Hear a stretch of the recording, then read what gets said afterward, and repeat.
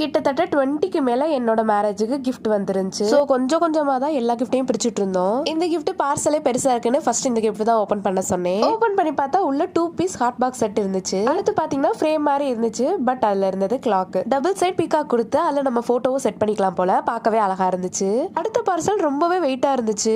இந்த கிஃப்ட்டை நான் எக்ஸ்பெக்ட் பண்ணவே இல்ல. பீஜன்ல ஒரு இண்டக்ஷன் ஸ்டவ் கொடுத்திருந்தாங்க. நான் வாங்கணும்னு நினைச்சிட்டே இருந்தேன். அதுவே வந்துருச்சு. அடுத்த கிஃப்ட் ஷோகேஸ்ல வைக்கிற மாதிரி இருக்கும்னு நினைச்சேன். பட் இல்ல, நம்ம ராதா கிருஷ்ணா போட்டோ ஃப்ரேம் தான் வந்துருந்துச்சு. எவ்வளவு நேரம் தான் நீங்களே ஓபன் பண்ணுவீங்க? நான் ஒரு கிஃப்ட் எடுத்து ஓபன் பண்ணேன். இந்த கிஃப்ட் ரொம்ப டிஃபரெண்டா இருந்துச்சு. சாரியும் ஷர்ட்டும் சேம் கலர்ல கொடுத்திருந்தாங்க. பார்க்கவே அழகா இருந்துச்சு. அடுத்த கிஃப்ட் நான் எக்ஸ்பெக்ட் பண்ண மாதிரியே வந்துருந்துச்சு. உள்ள பாத்தீங்கன்னா ஒரு பெரிய சைஸ் ஹாட் பாக்ஸ் தான் இருந்துச்சு. இந்த கிஃப்ட் பாத்தீங்கன்னா வெளியே டெக்கரேஷனே சூப்பரா பண்ணி கொடுத்திருந்தாங்க.